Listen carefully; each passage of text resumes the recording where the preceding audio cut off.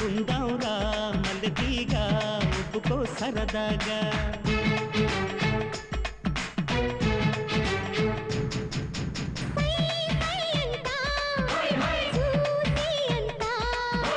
నీ సొమ్మంతా నాదేనంట